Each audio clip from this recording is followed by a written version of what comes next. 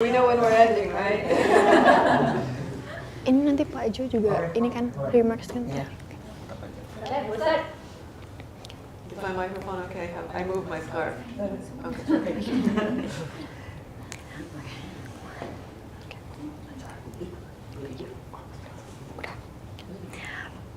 Good evening, everyone. It's really an honor to me and American Corner University to be able to take part in this iftar event celebration and in-person discussion with Ms. Sevim Kalyouncu. Before we start, let me introduce myself. I'm Najla. I'm a trooper here in American Corner, and I'm also a first-year student in Erlangga University, majoring political science. First off, we'd like to delightfully welcome everyone to American Corner Erlangga University. Starting with our guest speaker today, Ms. Sevim Kalyouncu. As the Director of Green Muslims, the Executive Director of Green Muslims, also from the U.S. Consulate, General Representative Joshua San as the Public Affairs Officer, Bu Esti, Mas Puguh, Pak Christian, Mas Christian, and Mbak Dela. From the Erlangga Global Engagement Representative, we welcome Bu Dina, Mbak Puput, and Mbak Zasmita. We greatly appreciate everyone coming to today's event, and we hope we'll have a great time together. Moving on, we would like to invite for Mr. Joshua as the Public Affairs Officer of the U.S. Consulate General in Surabaya to give short welcoming remarks to officially start today's event. The time is yours, Mr. Hi everyone, and thank you all for joining us this afternoon for this wonderful live stream. We're very excited to have our special American speaker join us during the holy month of Ramadan. I know it's time almost for Buka Puasa, so I don't want to take too much time talking. I just want to say, looking forward to the exciting conversation that we're having here today at the U.S. Consulate. Sorry about all that. Again, very excited for everyone to join us today at the U.S. Consulate. We are always ready to engage here at UNAIR, at the American Corners here, but at universities and just everywhere around the Eastern Indonesia. So follow us on social media for opportunities for events like this, as well as exchange opportunities into the United States. That's it for me. Over back to you. Thank you so much for the warm welcome from Mr. Joshua. But before we continue, our next one, I'd like to greet our wonderful speaker today, Ms. Sevim Kalyoncu. Hello, Ms. Sevim. How are you? Hello, thank you so much. I am doing great, actually. I'm so happy to be here today. Thank you for the opportunity, everyone. Well, that's a warm sentence, and I'm happy to hear that. So, if I'm not mistaken, is this your first time visiting Surabaya? This is my first time visiting Indonesia, so definitely. Okay. Oh, wow. And if you don't mind, we would like to know more about your first impression to Surabaya, Indonesia, and maybe for this American Corner, our place. First impression, I think I said comforts earlier. I just feel very comfortable with the people. I don't know, I don't feel judged. I know I stand out a little bit, but I don't feel uncomfortable. I don't feel stared at, and it's just warm, a warm energy. I have a deep belief in picking up energy from people, and I get a very warm, comfortable energy while I'm here. And then there was the iftar that I witnessed last night that just blew my mind. It was so much food, especially Okay, so all positive. Oh wow, I see. I hope you can enjoy your time here. And if I could share with you of some of my favorite Indonesian food here, maybe we could recommend you. Yes, I knew that, definitely, because I didn't know what things were, but I want to know the best. Oh, wow. Okay, without further ado, let's start this event by watching the podcast recording by Ms. Sevim Kalyoncu with the theme of Environmental Spirit of Islam. which will be conducted by our troopers, Kevin, Dinda, and Arya. Enjoy.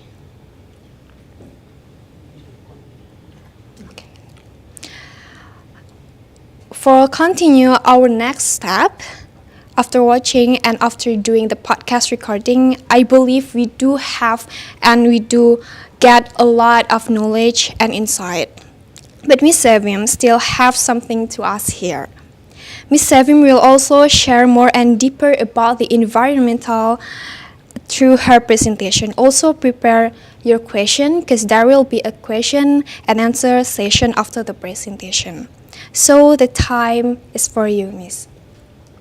Oh, for me. Okay. Third presentation today, no specific questions. So is it okay if I repeat myself? Yeah, sure. I like to tell a personal story when I start to talk about green Muslims or environmentalism in Islam. It goes back to my own childhood. So I was born and raised in the United States, and it's definitely a unique experience to be Muslim in the United States. But I had a particularly unique experience because I lived in a smaller town. I'm now near the capital of the country, and it's very diverse. I know many other Muslims. I know people from all over the world of many different religious backgrounds, and we all interact.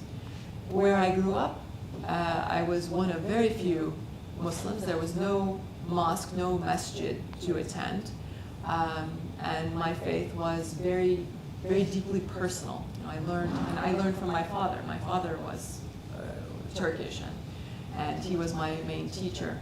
But my faith was, as I said, personal. It was very spiritually based. It wasn't so much about the rules that I had to follow.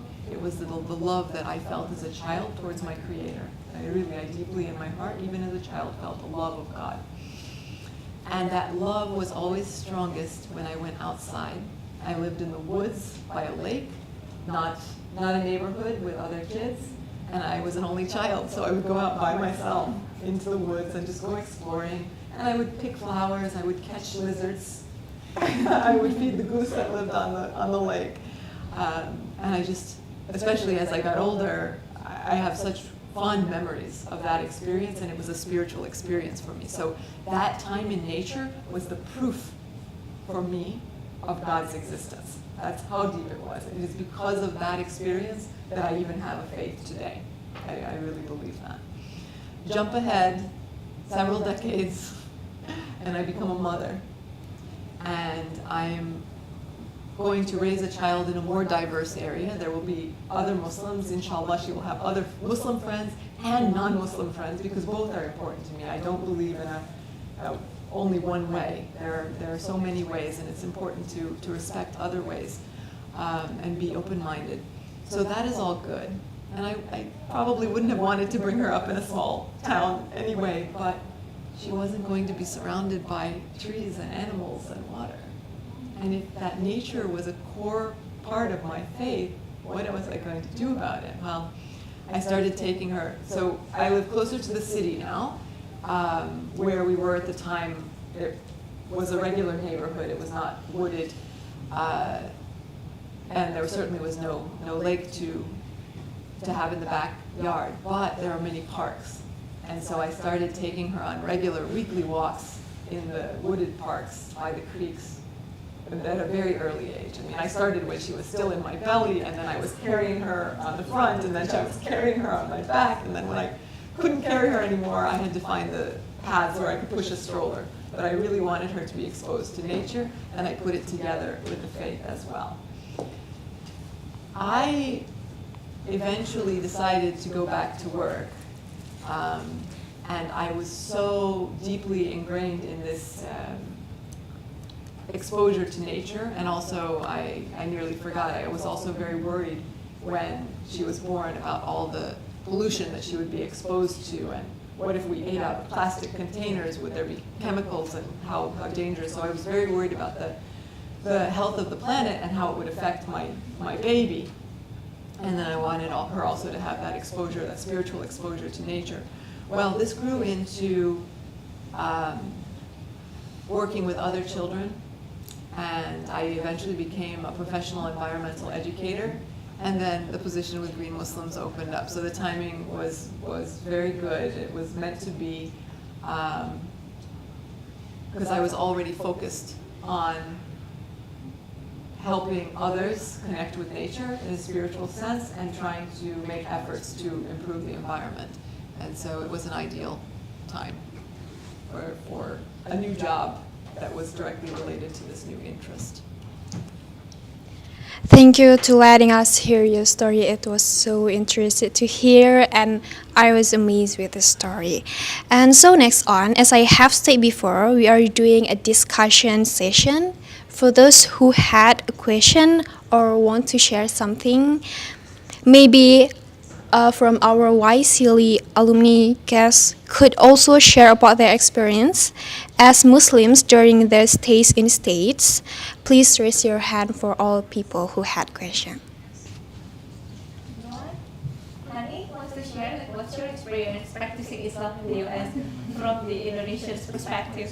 Like, we have heard Sevim sharing about her spiritual journey as a Muslim in the U.S. Now, Hani, maybe brief so we can also share the opportunities to others. Okay, so it was very different because, like, I grew up in a Muslim. I mean, like, most of the population is Muslim, right? Meanwhile, I spent the whole 5 weeks in the States. It was only like me and other Indonesian fellow who is Muslim. But honestly, I have a very unique experience related to this. Why? Because when I fly to the United States, I was afraid because I wear hijab and basically I was afraid that people are gonna judge me because I wear hijab. But I also experienced unpleasant moment on the plane because like the cabin crew was very rude just because I wear hijab. So at that time I was thinking that okay, so how is my experience gonna be if the first time I fly I got this experience on the plane. But surprisingly, when I arrived in Texas, I was amazed with the so my placement is at the University of Texas, Austin, and I was amazed with the staff because they arrange all of the agenda after our praying times. So I had a chance to pray. I had a chance to like have a personal space to pray, and even though it's very hard to find mosque or masjid, but it was really nice to like how to say like explain to them about because some of the fellow also curious what I'm wearing and why I'm doing prayer 5 times in a day, stuff like that. So yeah, it's a unique experience. Also, because one day, because there is no space to pray, so I had to pray in the yard. So, so that's why I brought my prayer mat and yeah, basically just and prayer clothes everywhere because just in case I couldn't find any space, so I will pray everywhere. I also one day I pray at a class where nobody is there. So it's just teaching me that it was just teaching me that how can I be like adaptable in the environment for being Muslim. Like I have to be adaptable. So yeah, that's the thing that taught me about being Muslim in States. Yeah.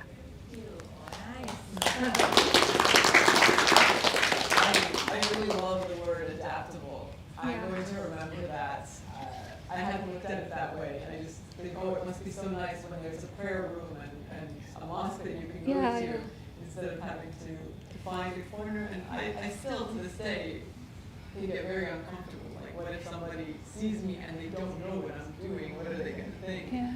So it can be a bit nerve-wracking, but it sounds like you did an amazing job. I think because we used to like everything provide really to our like mosque, and then in the mosque we can find prayer mats and we can find praying quotes, but in the state like we have to be like just be adaptable. Sometimes take it for granted by being Muslim in Indonesia, right? That also brings up the whole American Muslim experience as well, because we have cultural differences in our prayer, our behavior, our dress, and then also different schools of thought have different rules. And in the U.S., you know, someone's a Muslim, they're Muslim. You don't make judgments about which school they follow or how they wear their hijab or what they pray on. I know that even in parts of my father's own culture, you have to have 2 feet on the prayer mat to be able to pray. Well, some of us just use a napkin, and that's good enough. Or if it's the grass, we'll just pray on the grass. Adaptability is key, so I'm so glad you brought up that word. Anyone to want to ask questions? Or please share your Please share stories, your because it's all stories. good. Anyone, please. It's just a bunch of friends talking. Please, just. You want to share, Erin? Yeah. Yeah, we have the youngest, like high school student here, so we would like to hear her story. I'm just gonna add to what Mbak Hani already said, because living in Indonesia, living as a Muslim in Indonesia is a bit cuddling a bit because Indonesia is a Muslim majority country and a lot of our culture is centered around being a Muslim. Like we have a lot of mosques, we have adhan that signal every prayer time. Our schedule are automatically aligned around prayer time. And we don't have that in these states, so it's a bit of an adjustment being an independent Muslim in the States, because I have to make sure I prayed according to the schedule. I have to find a place to pray, and it's not like we don't have a lot of Muslim in the program. We actually have quite a lot, and one of the most amazing experience for me is how we as a Muslim bonded together. We look out for each other. We remind each other whenever it's prayer time. We tell each other which food is halal and which is not. And it's great to see so many people from so many countries. We bond over the same thing. And it's not like we all do our religion the same way. Some of us wear hijab and some are not, and it's also an adjustment to be open-minded about how they express their religious differently. Yes. Actually, I like this topic very much. It's challenging being a Muslim in the United States, but it's also a blessing. You see so many different perspectives, and then there's the interfaith component as well, of course, but just within the Muslim community, seeing so many different perspectives really broadens your understanding, and I think that's a blessing. So I'm so happy to hear that you had those experiences and you recognize that. Yeah, prayer time still, I was born and raised there. It's still quite a challenge not having the reminder. Now a lot of people have apps on their phones that start the adhan, but what if you're in a meeting when that goes off? I couldn't, that stresses me out too much. So I don't do that. Anyone else?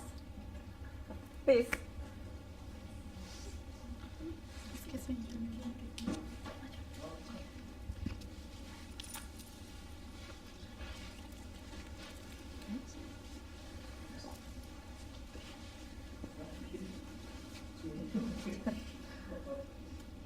Assalamualaikum. Waalaikumsalam.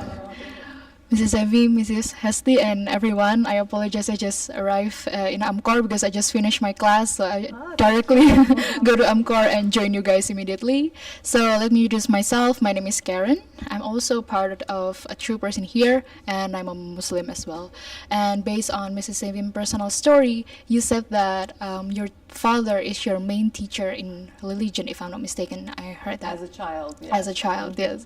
And somehow I feel like really related to your story because I also adore my father really much. I discuss a lot about religion with my father, and if you guys know about the author Paulo Coelho, for example, in his book Aleph, somehow he's a non-Muslim, but he's putting like verses from Quran to put it in his novel, and I discuss this a lot with my father. So me and him just really adores Paulo Coelho so much. And then based on your personal story that you said you feel the existence of God, Allah, based on your surroundings, which is the beauty of nature.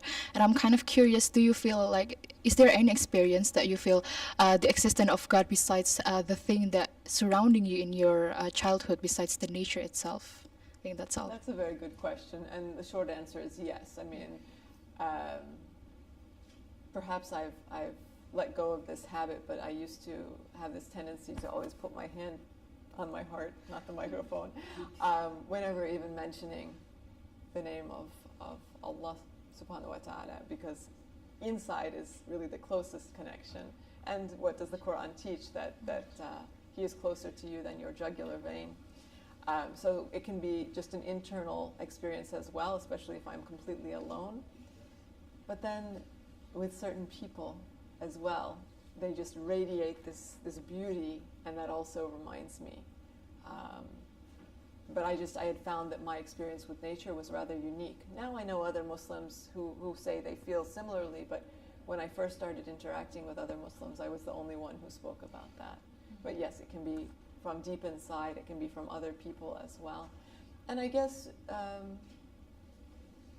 the experience of going to a mosque in a Muslim country, I mean, I don't think I feel the same thing in the United States, but it's also very moving too.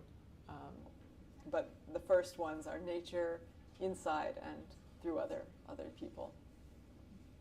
I see. Thank you, Mrs. Sevim. Yeah, I also feel the same thing with you, because my house is really close to the harbor, so it's really close to the ocean.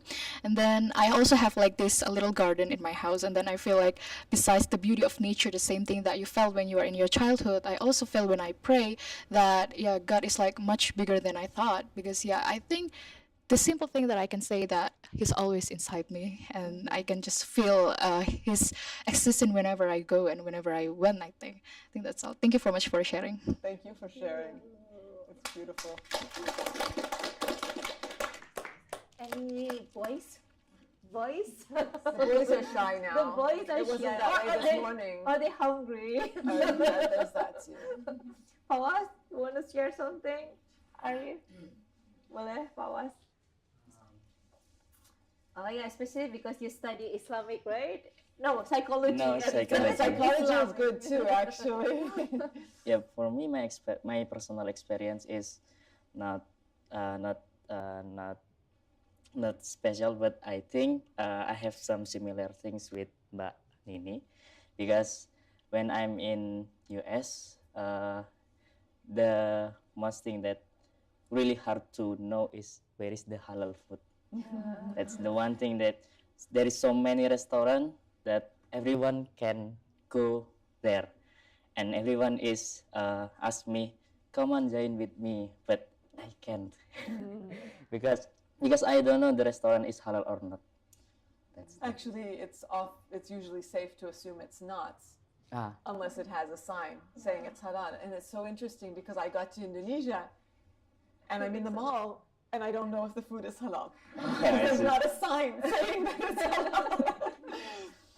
Especially, what was it?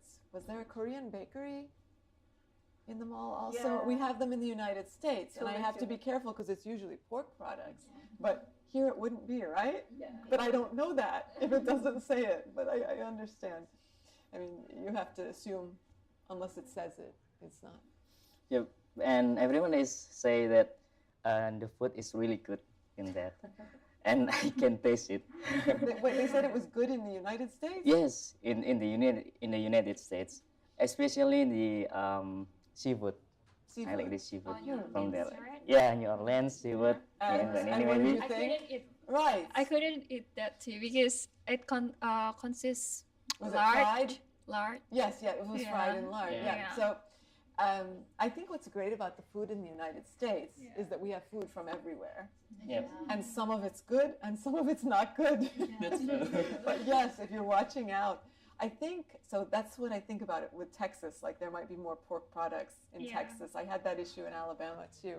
Where I am now, because there's also a larger Jewish population as well, and they avoid any pork products, you can trust that it's not. I remember when I moved to the DC metro area, Washington D.C. metro area, I saw hot dog stands that were selling kosher beef hot dogs. Not zabiha, you know, not completely halal slaughtered, but it was beef and it was kosher too, so it was acceptable to the Jewish population.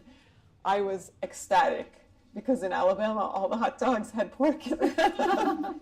And I ate so many hot dogs until I never wanted another hot dog again. If I can share, my friend is really take care of us, of Muslim, because in my page is we with 3 of us is Muslim, and we introduce about Muslim. We stick on the principle like we have to salat at we have to pray at the time, and then we have to not eat haram things. And they if they know there is some food that is haram, they will say to us. Wonderful. And if there is some prayer time, they will say. remind us. That's This is fascinating because, again, I know how hard it can be to not miss the prayers when there's no adhan, but when you have non-Muslim friends, they will be stricter, and it's very helpful. But also, that's the best way to teach about Islam on a personal, individual basis, and just set the example. And that way, you know, the good is what shows, unlike, you know, on the news about political systems that call themselves Islamic. We have just newly arrived audience. Sorry. That's okay. Just want to make sure that you introduce yourself to like others. Okay, hello everyone. Hello miss. I'm sorry I'm late because there's traffic jam. I know. Yeah, I'm Alfia Ayu. I joined in U.S. Embassy because I joined a study of leader to Washington University. Yes, in November, and then I like and I really enjoy to join this circle because I get many knowledge, many new friend, and yes, I think this my fortunate and my lucky to join in this circle. Thank you. Thank you for coming. Thanks for coming. Hey. We still have about tinggal kurang lebih less than 10 minutes. We will be like end our fasting. Yeah, couple more questions. Couple more Comments, questions. please. We'll make it go faster. Okay, honestly, I'm so excited when I heard your story about living with nature and then come to your religion as a Muslim. Aside of it, I want to share one story when I went to Philadelphia. I think I have a different story with others because mostly it's really easy for me to find Muslim there. Yeah. And there's one time that I find Indonesian fellow studying in Philadelphia University, in Pennsylvania University. We met randomly. She just saw me that we're wearing batik and then say hi to me as a Muslim, and then it's remind me because like in Indonesia I am a majority as a Muslim, but then when I'm in Philadelphia I'm a minority. So when I found my Muslim community, it feels so blessed, and I feel like, oh my God, I feel my family there. And there's one funny story when the first day I came to the Philadelphia, because we do not know where is the halal food, so we always decided to go to the vegan food to find anything, because that's the safest way for us to eat food, because like we do not know where should we buy the food, because like we only get the halal food when we come to the university with the food truck. It's really amazing, But then again, when back to the hotel, we do not know where's the restaurant, the places that sell the halal food. So yeah, we just go to the local store and then just buy the vegan food. And I think in Philadelphia there's Wawa. We always go there and going to the CVS and buying the vegan food. I think like we come to the healthy one when we join the program. I think. Thank you. That's a great story. I love it. For me, I just say Bismillah and They say if you don't know, then Yeah. but it sounds like you all made an exerted effort. That's really amazing. But honestly, at the last day, because like we want to try the Chinese food, so all of my fellow, because with my sushi program, we came with the Egypt fellow, we came with the I think there's Iranian fellow, and then mostly they are not only Muslim. There's Indian fellow too, so there's Hindu too, there's a Christian too. At the last day, we come to the Chinese town, and then we just say like for the Muslim, just say Bismillah, because like we want to try the Asian food because we really miss the Asian food. So we just go there and buying the thing that then contain with pork or alcohol or something like that. Okay. Anyone else? Please. Okay, so hello. I would like to introduce myself. I'm Safitri, and I'm not a Muslim. I'm actually Hindu. Yeah, but I was really inspired by your story about the Green Muslim because I found it very interesting the fact that other religions also like have a very close relationship with nature, because I don't know, maybe it's because of my ignorance, but I thought that because I grew up in a village, in a very remote village, that like Hinduism is teaches about nature and all of that, and because we do have this concept of it's called Trihita Karana, which is like the keys to happiness. So the keys to happiness in life is determined by your relationship to God, and also your relationship to nature, and how you respect nature. And I found it very peaceful and inspiring that other religions is also like that. And that's why when you were telling about your story, I was like, whoa, like that is very cool and very interesting, because it's quite similar to how I personally get I'm close to my religion now, because I am Hindu, but like Surabaya is not a Hindu majority, it's a Muslim majority, and I did struggle with my faith for a while in my childhood, especially because I also did not go to a school that teaches me my religion. So I had trouble finding other Hindu friends. So I was also one of the ways that I found peace within myself and with nature and with God is also through nature. So it was really inspiring when you were like telling me your story, because I also felt the exact same thing. So thank you. Thank you so much for sharing that, because one topic that's come up earlier today is interfaith connection through nature. It's really amazing. Like any person of any faith perspective can feel that connection. And then when you realize that someone of a different faith is feeling the same thing, what does that say? What does that say about how connected we are, even if our faith is different in name? I think it's a beautiful thing. Yes, I agree. Nature is a good way of connecting. But I have noticed that the Hindu tradition speaks much more about nature. I mean, it's in Islam, but we've chosen to interpret words somewhat differently and kind of focus it less until nowadays. I talk a lot about the meaning of the word Khalifa. I didn't learn it as a child to mean steward of the earth. But now when I read the Quran, that's what I see. It says Khalifa fil ard, for all of humanity. And one common definition today, or English translation of Khalifa, is steward. Wow. That's in stewardship right there in the faith. But those same words were in the Quran when I was a child, and it wasn't translated that way. So now it's a reinterpretation. But I've actually taken a lot of examples from the Hindu and Buddhist traditions with that earth connection. And I think it's really beautiful. I am a yoga instructor, and we got a little bit of yogic theory in it. I loved it, because it was all about the connection with the one creator, and that's the same creator of all of creation, not only me, and everyone here and all people, but also every animal and every plant and every rock, everything here on this earth comes from the same source. And that's, you see, I get very excited about that. We're all connected together. Yes. Nice. Della told me it's how many more minutes, Della? 2 minutes? Supposed to be 5:36. 5:36, and what time is it now? 2 more minutes. 2 more minutes. Any last? Oh, let me remind everyone, because we're here today on environmental things. I have informed Sevim. So we'll be having iftars, and of course the food comes in a box, you know, like the water comes in a bottle. But let's be responsible.